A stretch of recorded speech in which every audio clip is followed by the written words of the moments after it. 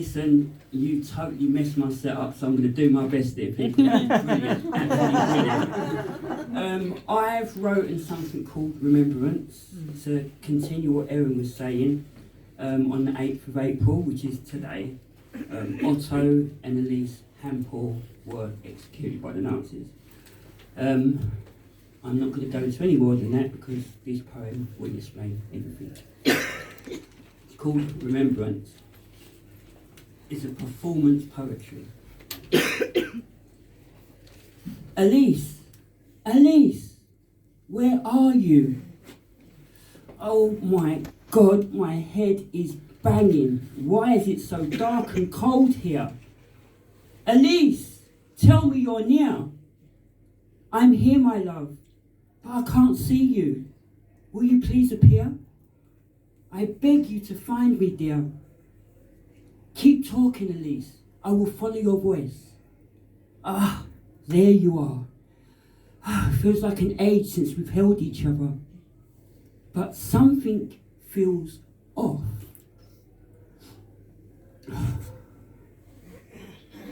Can you hear that, Otto? Are those voices coming from above? It sounds so busy. Are we beneath a pub? Quiet, Elise. Let us just listen and hug. It might be the Gestapo. This place could be bugged. Hi everyone, I'm the poet Lewistry, and I'm here to honour Otto and Elise Hampel, who in 1940s rebelled against the Nazis, whose deeds were so nasty. Still, our couple so heroically stood up against fascism so stoically and were humiliated and beheaded. But the headlines of their courage will stay forever in the pages of history. Beheaded? Beheaded? What's he talking about, Otto? Wasn't blood and honour the motto? I think I'm starting to remember why, Otto. We were loyal Germans. It was the Nazis that got my brother killed. Calm down, Elise. There must be some mistake. Hey, you up there, Lewistry. Don't pretend you can't hear me. I don't know what game you think you're playing, but this isn't funny. Otto, I think I'm starting to remember. No, Elise. This is a Gestapo trick. This is how they get their kicks. I will not stand for any more of this. But for us to understand what we have missed, let us listen more to this poet, I insist. The Hampels, you imbecile, were good Germans. But after Elise's brother died in the war in France, they started to notice the falling of the Nazi regime's mask. They wanted to peacefully protest without violence against the violence that was silently but violently killing the youth of Germany. So the pair printed the regime's evils on postcards and dropped them on housing estates, wedding receptions and people's yards. The Gestapo were baffled, thinking it was a communist cell within Germany getting the people to rebel. The embarrassment and the shame that the Nazis would feel when the Russian terrorist groups turned out to be two of their own Aryans, for them it would be surreal. I remember now. I remember the reason. We were taken to the People's Court and tried for high treason. That Judge Freiser and Gutner, the Nazi monsters, the way they kept screaming and shouting, I could have sworn they were the Führer.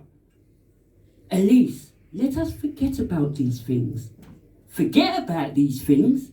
How can we forget about the way they imprisoned, humiliated and tortured us? Have you forgotten how they took your belt from your trousers? You had to hold your pants up for hours. While I stood in that kangaroo court with my dress torn in the most shameless of way. No, Elise, let's not speak of this. Not speak of this? even know why my dress was torn, Otto? No, Elise, stop! I remember. I was trying to take the blame from you, but they didn't care. They told me they'll kill you, and what a traitorous husband I was. And if I truly had loved you, I would have protected you from these communist thoughts. But I was weak, and there wasn't a damn thing I could do. Oh, Christ, we're dead.